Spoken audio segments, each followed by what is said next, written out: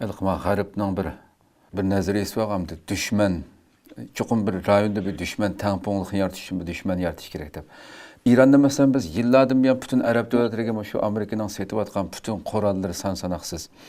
Hammasiga İran'ning ta'siri İran orqali qo'rqitib turib bilan satatdi hamda. Hozir İranni qaraganda İsroil bilan birlashib turib tamamen yo'q qilib etib, agarda bu bundaq bir xavf, shu sunniy dunyosiga, islom dunyosiga bundaq xavfni yo'qitib etsa, bundan keyin bu rayonda ularni qo'rqitadigan bir kuchni qanday bir yangi bir kuch maydonga kelishi mumkin. Amerika'nın dünya satalaydigan, o'ttirib qo'ya oladigan bir degan fikrlarmi ko'plab tilga ilinadi mesela. Siz buni qana qaraysiz? O bo'lsa İsrail. İsrail bu janglar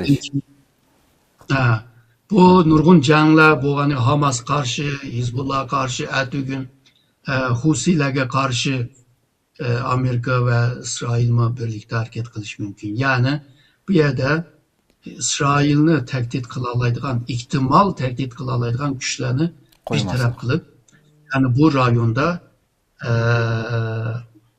birinci kuchni shu İsrail qilish. Ve qolgan Müslüman devletler hamda Amerikaga qarash uchun boshda İsrailga qarash to'g'ri keldi. Ama bunu qabul qilolmaydigan devletler bo'lishi mumkin. Misaliga hozir Misr, İsrail yaqin, ertugün belki emas bo'ldi. Türkiye. Aciz tushib qolgan İran. Bular belki şu İsrail'ninki o'tirish shartidagi kuchiga taqabul turish uchun bular öz ichida belki bir ittifaq qurishi mumkin. Yani tamponlash uchun İsrail'nin kuchini. Şunun bilan yeni bir o'tirish shartda bir siz degan o tampon kuchlar shakllangan bo'ldi.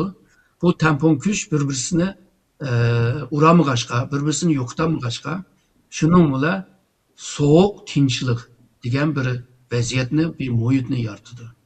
Yani jang qilmaydi. Jang qilmagandan keyin hamma odam xo'shal bo'ladi. Şunun bilan tijorat mangdi, iqtisod mangdi, qolgan munosabatlar hammasi mengib ketadi. Bazen ortak meseleler bo'lishi mumkin. Misalga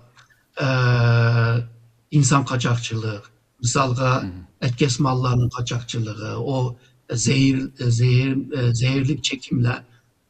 Mesela ki bu birbirine takabul tuğan devletler belki bir yere gelip bu meselelerini hal kılış için yine bir dost demesek mi yani bir el dek bir yerde oturup bu meselelerini sözleşme mecbur kılış mümkün yani. Şu.